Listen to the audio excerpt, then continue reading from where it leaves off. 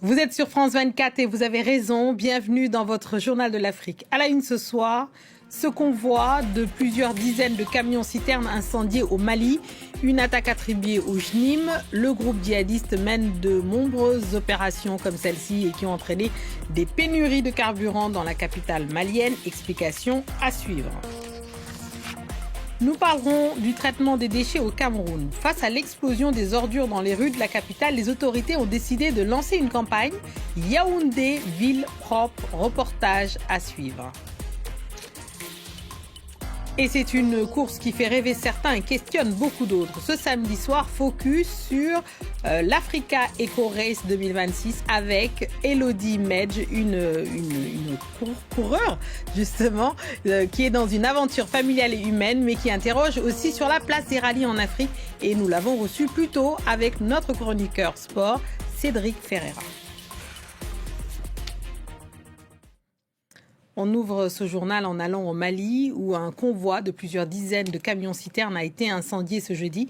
Une attaque attribuée aux djihadistes du JNIM, affiliés à Al-Qaïda, depuis le mois de septembre. Ce groupe mène de nombreuses opérations de ce type qui entraînent des pénuries de carburant dans la capitale Bamako. Explication avec Nicolas Chamontin.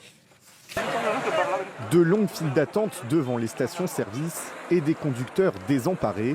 Des scènes de plus en plus fréquentes à Bamako, soumises à des pénuries de carburant. Cette pénurie nous met considérablement en retard. La moto est aujourd'hui notre outil de travail et toutes nos activités sont liées au carburant. Nos affaires sont aux arrêts et ça a des conséquences graves. Enclavé, le Mali doit importer des hydrocarbures par la route, notamment en provenance de la Côte d'Ivoire et du Sénégal. Mais les convois de camions-citernes sont régulièrement attaqués depuis septembre, ce qui perturbe l'approvisionnement. Derrière ces embuscades meurtrières, le groupe de soutien à l'islam et aux musulmans, ou JNIM, un groupe djihadiste affilié à Al-Qaïda et qui affiche clairement son ambition, asphyxier l'économie malienne. L'armée escorte les convois avec l'aide du groupe paramilitaire russe Africa Corps. En novembre, le chef de la junte militaire exhortait la population à réduire ses déplacements. Ceux qui sortent 10 fois par jour avec leur voiture ou leur moto doivent comprendre que nous traversons une période difficile et qu'il faut voyager moins et éviter les voyages non nécessaires. Ces dernières semaines, l'approvisionnement en carburant s'était amélioré à Bamako. L'attaque de jeudi montre que le JNIM est toujours actif dans le pays. Les autorités assurent toutefois disposer d'assez de stocks pour subvenir aux besoins. Dans l'est de la République démocratique du Congo, un glissement de terrain a endeuillé la cité minière de Rubaya. Ce site stratégique qui produit jusqu'à 30% du coltan mondial est aux mains des rebelles du M23. Les corps de plusieurs mineurs artisanaux ont été retrouvés sous les décombres. Le bilan, même s'il n'a pas été communiqué pour l'instant, on dénombre au moins 200 morts. Et malgré le drame, les pioches n'ont pas cessé de frapper la terre. Allez, je vous emmène au Cameroun pour vous parler du traitement des déchets. À Yaoundé, par exemple, on estime à près de 700 000 tonnes les déchets solides à traiter par an. Quand le ramassage ne suit pas, la capitale revêt des allures de poubelles à ciel ouvert. Et pour y remédier, le gouvernement vient de lancer une toute nouvelle campagne, Yaoundé, ville propre. Le reportage de nos correspondants Marcel Amoko, Richard Tessot. Une décharge à ciel ouvert dans ce quartier populaire de Yaoundé. Autre quartier, autre poubelle au milieu de la chaussée. Ici, les riverains, comme ce jeune homme qui souhaite rester anonyme, n'ont pas d'autre choix que de déverser leurs déchets ménagers sur cet axe, faute de bac à ordures. Techniquement, il devait avoir un bac à ordures. Là, malheureusement, ce n'est pas le cas. Vous voyez, par exemple, là, on a vidé ça dans la soirée. Vous voyez comment le matin, c'est déjà tout occupé. Nous, on vit à côté, donc parfois, tu restes mal à la maison. Là, les odeurs te trouvent quand même mal à l'aise. Deux sociétés sont chargées de la gestion des ordures à Yaoundé. Isakam, Hygiène et Salubrité du Cameroun, est la principale.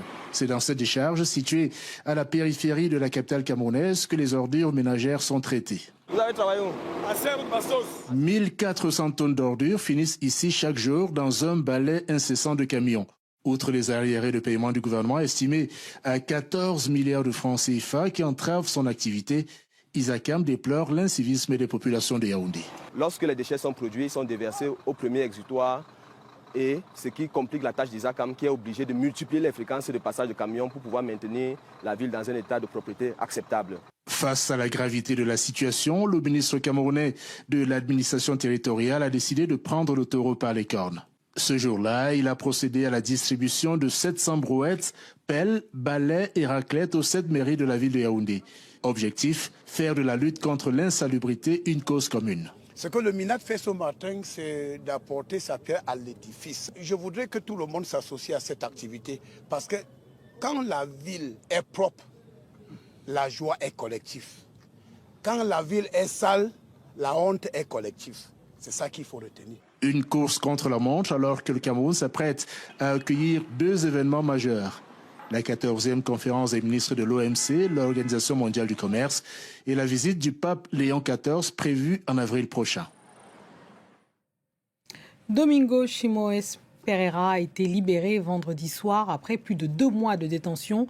Le leader du PAIGC, le parti historique de Guinée-Bissau, avait été arrêté lors du coup d'État survenu fin novembre. Fernando Dias, de son côté, candidat à l'élection présidentielle, a lui aussi pu regagner son domicile après s'être réfugié à l'ambassade du Nigeria. Ces libérations apparaissent comme un signe d'apaisement après des semaines de crise politique. Plus de détails avec notre correspondante régionale, Aminatou Diallo. C'est aux alentours de 22h que Domingo Chimoes Pereira est arrivé à son domicile en périphérie de Bissau.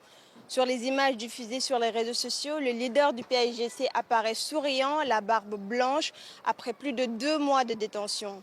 Arrêté lors du coup d'État, DSP a été accueilli chaleureusement par des dizaines de partisans venus l'attendre devant sa résidence, heureux de retrouver leur leader. Plus tard dans la soirée, Fernando Dias, le principal adversaire d'Umaro Sissoko Embalo lors de la présidentielle du 23 novembre, ainsi que l'ancien Premier ministre Geraldo Martins ont également regagné leur domicile.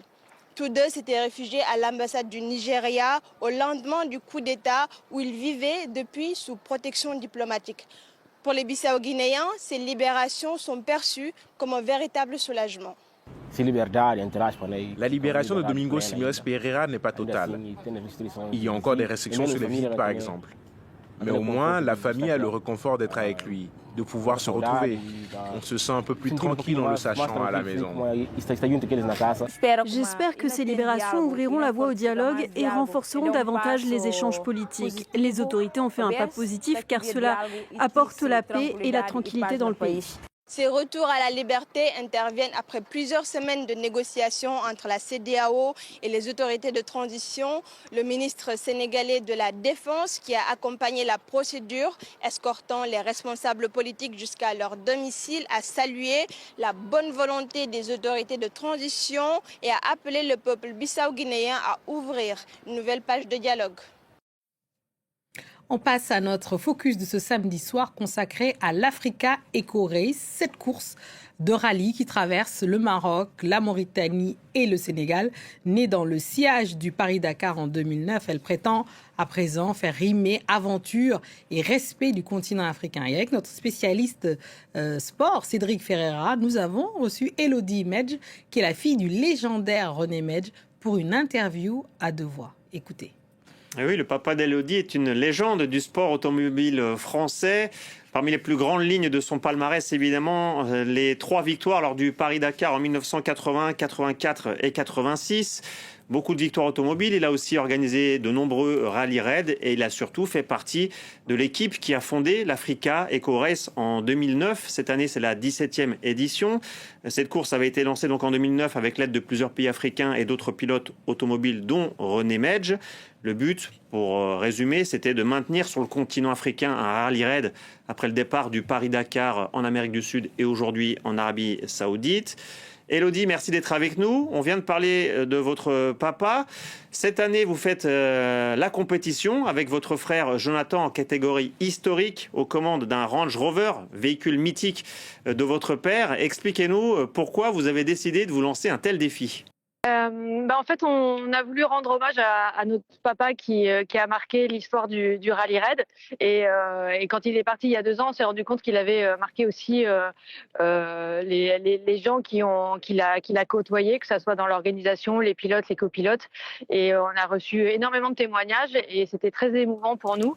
Et on a voulu lui rendre hommage. Et là, on a profité des 45 ans de sa victoire en 1980 sur le Dakar pour venir ici parce qu'en fait, on voulait symboliquement revenir sur la plage de Dakar avec sa coupe. Et donc voilà, la seule solution pour faire ça, c'était de participer à l'Africa Eco Race.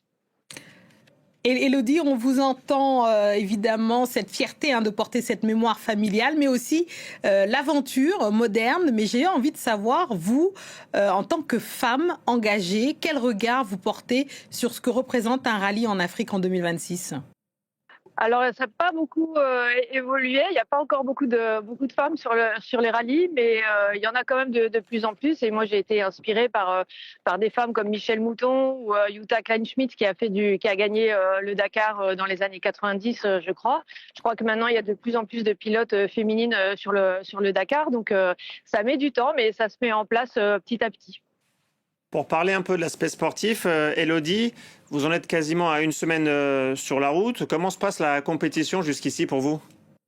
Alors, elle a été difficile au début. On a eu beaucoup de problèmes mécaniques parce qu'on a préparé notre voiture avec peu de temps. Donc, on a eu pas mal de pannes au début du rallye. Mais depuis 2 jours, elle se passe très bien. Après, on se découvre avec mon frère parce que je fais donc la course avec mon petit frère. Donc, il a fallu mettre les choses en place dans l'habitacle, mais ça se passe très, très bien. Chacun est à sa place. On s'aide mutuellement. Et en fait, notre objectif, c'est d'arriver à Dakar. On vise pas le podium. On vise pas une victoire d'étape. On n'a pas les moyens. On n'a pas la voiture pour ça. Et nous, notre objectif, c'est d'amener la coupe à Dakar. Donc, on préserve la voiture, on prend soin l'un de l'autre et on essaye d'arriver à Dakar. Retrouvez l'intégralité de notre entretien sur notre site internet ainsi que sur notre chaîne WhatsApp. C'est ainsi que nous refermons notre Journal de l'Afrique. Merci à tous ceux qui nous ont suivis partout dans le monde et en particulier ce soir de Darla au Lac Rose en passant par Nouadhibou. Restez avec nous car l'actualité continue sur France 24. Merci.